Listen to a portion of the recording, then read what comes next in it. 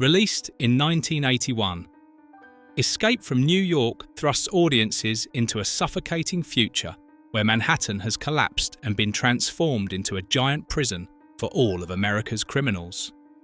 Burnt-out streets, derelict buildings, and insane gangs turn the city once a symbol of freedom into a living hell. Amidst this backdrop, Air Force One carrying the US president is shot down by terrorists in the heart of New York, plunging the entire country into a precarious situation. With no other options, the government is forced to rely on Snake Plissken, a notorious criminal and outlaw with a bloody past. Within 24 hours, he must risk his life to infiltrate the prison city, find and rescue the president. Every step Snake takes is a confrontation with violence, betrayal, and death lurking everywhere.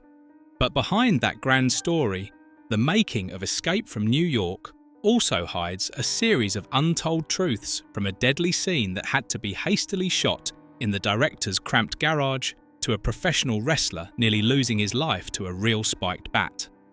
Local newspapers even caused a stir, believing a plane had crashed right in the city centre, plunging the entire area into chaos and extreme panic. And that's just the tip of the iceberg. Don't look away, because this video will pull you into a journey to uncover 20 secrets that have always been hidden behind Escape from New York. 1. The city in this film later became the setting for another masterpiece. Escape from New York is set in a future. Manhattan under lockdown transformed into a giant prison where criminals thrive amidst ruined buildings and desolate streets. To create this hellish vision, John Carpenter and his crew had to recreate a simulated New York using miniature models.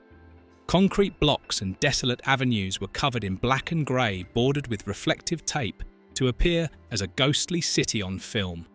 You thought you were looking at a ruined New York, but in reality it was just a tiny world built in a workshop. The shocking thing is that after filming wrapped, the model was neither destroyed nor discarded. It was taken to Ridley Scott's Blade Runner 1982 set, given a coat of neon paint, dazzling lights, and a cyberpunk vibe, transforming it into Los Angeles in 2019. Two films, two completely different dystopian worlds, but sharing one soul, the ruined city model that made cinematic history. But the behind-the-scenes story doesn't end there, because in the shadows of the film set, an unknown young face was quietly leaving its mark. 2. Before making Titanic and Avatar, this man quietly coloured a desolate Manhattan. In 1981, James Cameron was still an unknown name in the film world. He worked for a small studio specialising in low-budget films and was invited by John Carpenter to join the visual effects team for Escape from New York. Cameron's job at the time was matte painting giant background canvases to create the illusion of an abandoned New York with old buildings, flickering lights, and a deadly atmosphere. No one on set that day suspected that the artist meticulously painting every window pane and ruined wall was the one who would later create the Terminator, Aliens, Titanic, and Avatar. From the dim backstage, Cameron honed his observation skills, techniques, and perseverance, eventually exploding into one of the most powerful directors in history. Escape from New York was the silent foundation laying the groundwork for his groundbreaking rise in the following decade. But if James Cameron surprised with his career ascent, another scene caused a shock due to its incredibly unlikely filming location. 3. The ending scene wasn't shot on a soundstage, but right in the director's garage.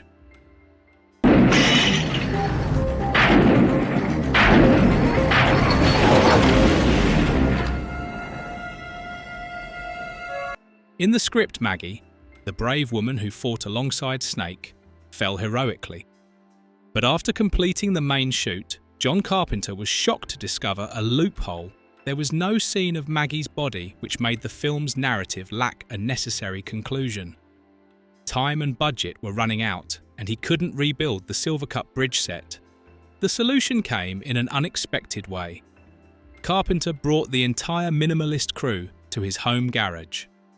Adrienne Barbeau, his real-life wife and the actress playing Maggie, lay down on the cold concrete floor, motionless like a corpse. A handheld camera panned over makeshift lights shone down, and thus the crucial scene was born in a cramped, ordinary space. That shot sealed Maggie's fate, but also opened up a legendary anecdote about Carpenter's daring. And if an ordinary garage could be transformed into the setting for a fateful moment, then the biography an actor wrote for the American president is even more unbelievable.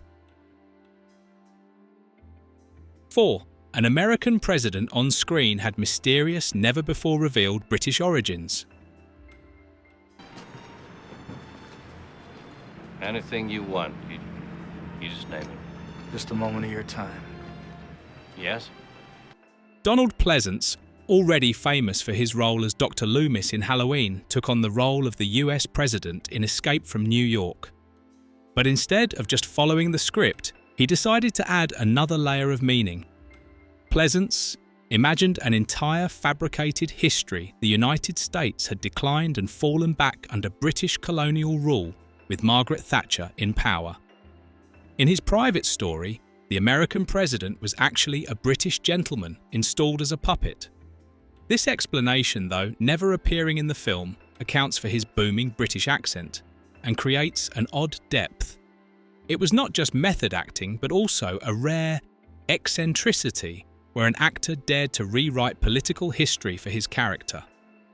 This very audacity transformed Pleasance into a strange highlight in an already peculiar film.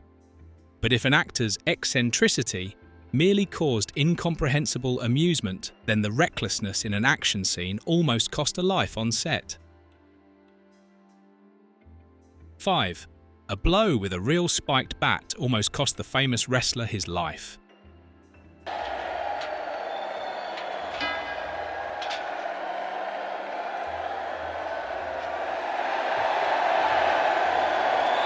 In the fiery arena of Escape from New York, Snake Plissken faces off against a giant armed with violence and gore. John Carpenter didn't choose an ordinary stuntman, but invited professional wrestler Ox Baker, famous for his menacing demeanor and brutal fighting style. The climactic scene is when Kurt Russell has to use a spiked baseball bat to attack Baker directly. The chilling part is that the bat was not fake at all. The spikes were still on the bat, and Baker was only protected by a thin piece of wood hidden under his shirt. With just a small error, a spike could easily pierce through, ending his decades-long career, or even his life. Yet they charged at each other, resulting in a breathtaking fight scene both wild and terrifyingly realistic. As the cheers on screen faded in real life, an entire city was gripped by panic due to a seemingly harmless staged scene. 6. The press once panicked, mistakenly believing a plane had crashed right in the city centre. Suddenly, one day, you wake up and breaking news saturates newspapers.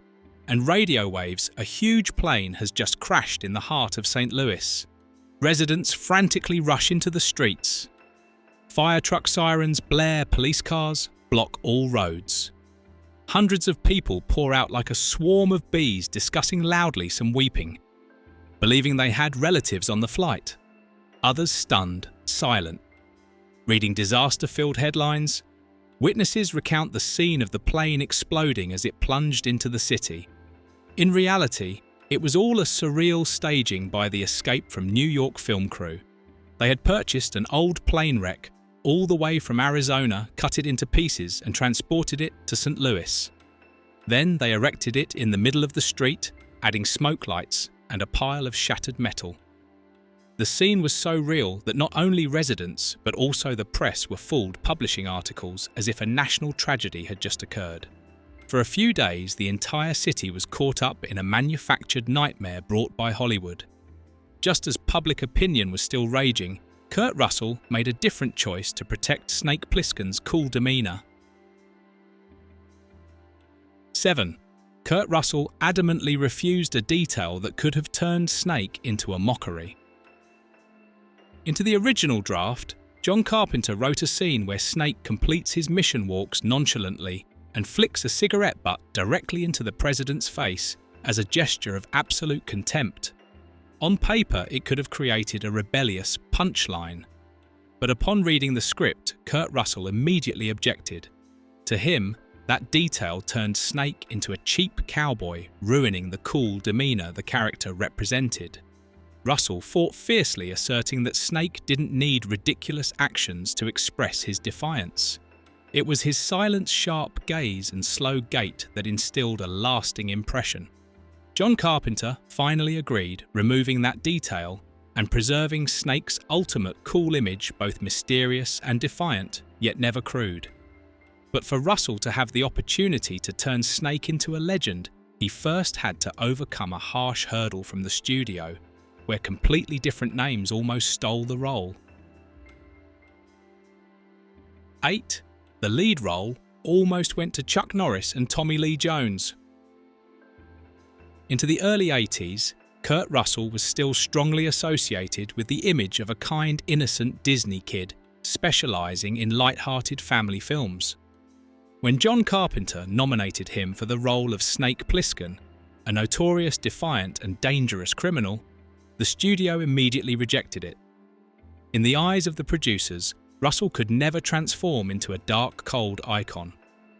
Instead, they leaned towards safer choices: Chuck Norris, a rising, muscular martial arts star, or Tommy Lee Jones, a rugged face who had made a strong impression in tough guy roles. But Carpenter was persistent. He believed only Russell had enough arrogance and depth to embody Snake. After many tense arguments, Carpenter won. When the film was released, all doubts vanished. Russell shot to stardom, and Snake Plissken became one of the greatest anti-heroes in cinematic history. A role deemed impossible turned into a legendary turning point, elevating Russell to action star status for an entire decade. But the irony of ironies, the film named New York, hardly touched the city itself. 9. The film is titled New York but only has one real scene in New York. Audiences going to the cinema in 1981 believed they were about to see a ruined Manhattan transformed into a giant prison. However, the entire New York in the film was actually constructed from St. Louis and Los Angeles. A previous fire had burned down many neighborhoods in St. Louis, leaving behind scorched, dilapidated buildings, a perfect setting for a desolate city that required little staging.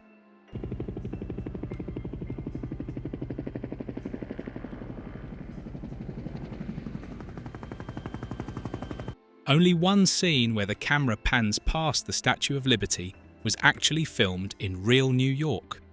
The rest, from the dark avenues to the dangerous bridge, were all meticulously disguised. A film named New York, yet hardly setting foot in the city. That was a paradox that both astonished Hollywood and made them admire Carpenter's daring.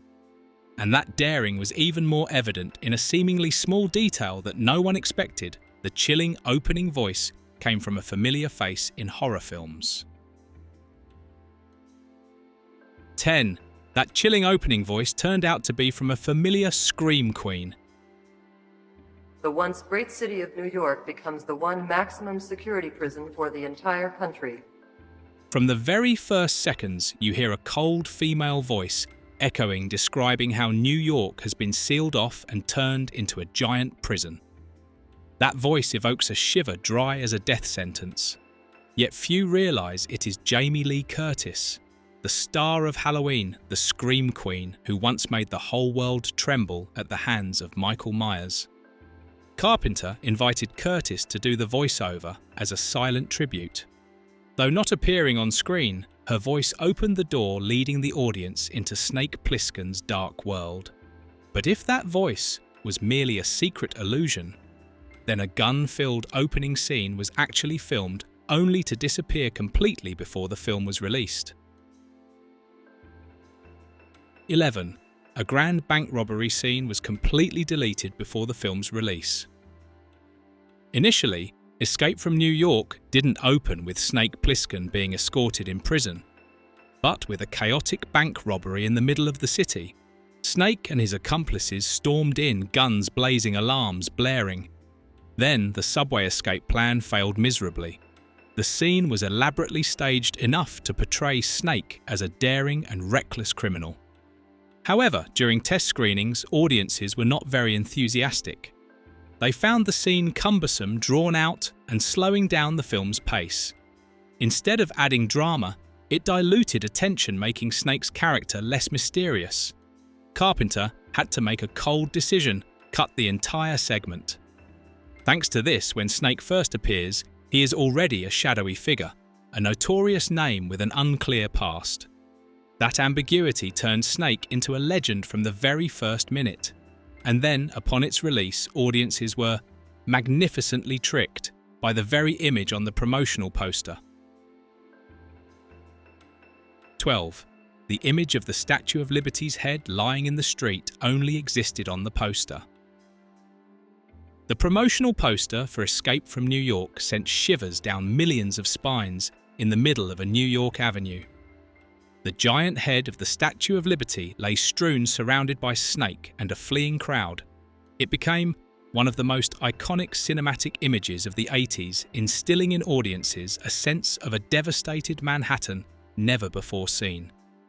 But upon entering the cinema, everyone was surprised no scene in the film replicated that image. It all existed only on the poster, a marketing trick that disappointed but also deeply ingrained itself in public memory. It wasn't until nearly 3 decades later that Cloverfield 2008 brought back the sight of the statue's head rolling through the streets as if repaying a debt to audiences of yesteryear. If a poster could create a visual legend, then even the roaring sound of helicopter engines on screen hid an unexpected truth. 13. The roaring helicopters on screen actually came from real military forces.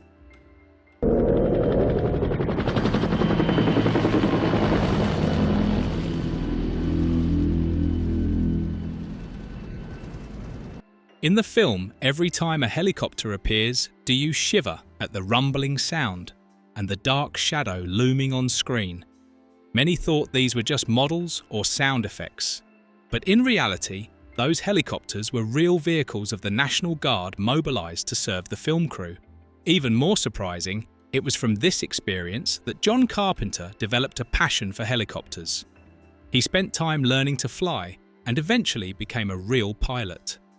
A detail that seemed minor during the filmmaking process ended up changing the entire life of the legendary director, transforming his on-screen obsession into a real-life passion. And if military aircraft astonished audiences, then the film crew's harsh shooting schedule created an equally terrifying night hell. 14. For months, the film crew only lived at night from 6 p.m. to 6 a.m. The suffocating and gloomy atmosphere of Escape from New York wasn't due to special effects, but to a harsh reality. The entire film crew had to live completely in darkness. In St. Louis, the shooting schedule began at 6 p.m. just as the city lights came on and lasted until 6 a.m. the next day. Every scene was filmed in thick darkness, filled with artificial smoke and flickering lights, recreating a deadly prison Manhattan. As dawn broke, the entire crew retreated. Immediately after, bulldozers and city workers were mobilized, clearing away fake plane wreckage, charred bricks, and debris to return the streets to normal life. Come evening, the cycle repeated from a normal city transforming into a dystopian hell, then returning to its original state within hours. A dual rhythm of life, both real and illusory, made the entire crew feel as if they were trapped in the very film they were creating. In that thick darkness, even the main antagonist created a strange impression, making audiences shiver every time he appeared. 15. A notorious antagonist self-added a peculiar tick that made audiences shiver. Isaac Hayes, the king of soul music, when he took on the role of Duke, didn't want to simply embody a violent villain. In behind-the-scenes discussions, Hayes once proposed adding a small, nervous tick to the character whenever he encountered Snake Plissken. Duke's eyes would twitch slightly as a sign of underlying instability. To him, even a small detail would be enough to make audiences shiver, finding Duke more dangerous and unpredictable. However, when the film was completed, this detail was almost not clearly visible on screen. It only existed as an acting intention, sparked by Hayes, but was not made a highlight in the final cut. Nevertheless, that anecdote still shows how serious Hayes was about adding an extra layer of uneasy personality to the famous antagonist. And while Hayes added a peculiar tick another veteran legend had to sacrifice his health to complete the role. 16. A spaghetti western legend had to film in pain after surgery. Lee Van Cleef, a name associated with spaghetti western masterpieces like The Good, the Bad and the Ugly, was invited by John Carpenter to play Sheriff Bob Houck, who constantly struggles between authority and Snake's defiance. But when he stepped onto the set, Van Cleef was in poor health. He had just undergone knee surgery, had difficulty moving, and even standing for long periods was painful. Notably, the entire shooting schedule took place at night continuously for many weeks. Every scene where Van Cleef had to stand giving orders, walk authoritatively, or turn around snarling was physical torture. But in front of the camera, audiences only saw a cold, majestic and weighty commander. No one knew that behind those stern eyes the veteran actor was silently enduring excruciating pain. This sacrifice transformed Van Cleef's character into a perfect foil for Snake, cold yet deep. And amidst that heavy atmosphere, a face associated with American politics unexpectedly appeared, making the entire film crew chuckle bitterly. 17. In a film about a kidnapped president, the son of a real-life president appeared. When Escape from New York was released, audiences not only saw Donald Pleasance as the kidnapped US president, but also briefly glimpsed another face with an unexpected identity. Stephen Ford, son of President Gerald Ford, the 38th President of the United States. In the film, Stephen played only a Secret Service agent on Air Force One, appearing for a brief moment before the aircraft crashed. The irony lies in the fact that in a fictional film about the president being taken hostage by terrorists, the son of a real-life president was present in that very scene. It was an unintentional layer of sarcasm where Hollywood and American politics intersected in a seemingly harmless frame. For the film crew, this was like a playful jab at fate, adding more anecdotes to the behind-the-scenes stories. And if that appearance was just a small illusion, then from the very beginning, the film was rejected. 18. A script rejected for years for being too dark and violent. John Carpenter actually wrote Escape from New York in 1974, years before he became famous for Halloween. But when he shopped the script around most studios, flatly rejected it. They deemed it too dark, too violent and unsuitable for audiences at the time. A future America transformed into a giant prison where crime and despair reigned. That was too chilling a vision for a film industry that still favoured righteous heroes. It wasn't until after the success of Halloween and The Fog that Carpenter gained enough credibility to revive his old script. And this time, Avco Embassy agreed, paving the way for one of history's finest dystopian works to be born. Escape from New York became clear proof that ideas once considered too dark to film are sometimes the key to creating legends. 19. The woman Snake met on the street turned out to be Kurt Russell's real wife. Amidst the chaotic journey, Snake Plissken unexpectedly meets a woman in a small cafe, a fleeting character yet leaving a strange impression. Few knew that this woman was seasoned hubby Kurt Russell's real-life wife at the time. This was also her first role after giving birth to their son together, making the scene even more unique. This blending of screen and real life created a strange feeling Snake, a cold outlaw, encountering his real-life partner. Audiences were unaware, but for Russell, Perhaps that moment carried a distinct layer of emotion mixed between work and family. And if the screen could blend with real life, then Snake's character itself originated from a real-life figure. 20. The immortal character Snake Plissken was actually inspired by a real-life gangster. Snake Plissken sounds like a name out of a comic book or science fiction novel. But John Carpenter drew inspiration from real life. In high school, he once knew a taciturn gangster nicknamed Snake because he had a large snake tattoo on his arm. That man exuded a fierce, reckless, and defiant demeanor enough to haunt Carpenter for years afterward. When writing the script for Escape from New York, he adopted that nickname for the main character, then dressed him in a cold armor and an iconic eye patch.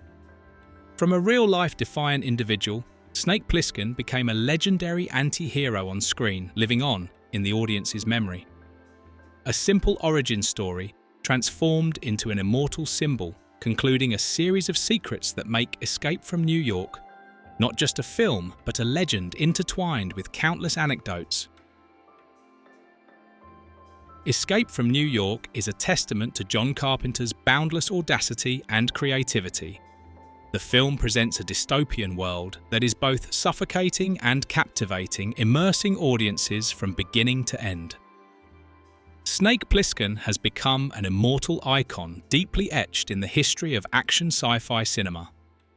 More than 4 decades later, the work still retains the allure and cultural value of a masterpiece. If you found this video fascinating, don't forget to like and share it with your friends. And remember to subscribe to the channel so you don't miss the next shocking cinematic secrets.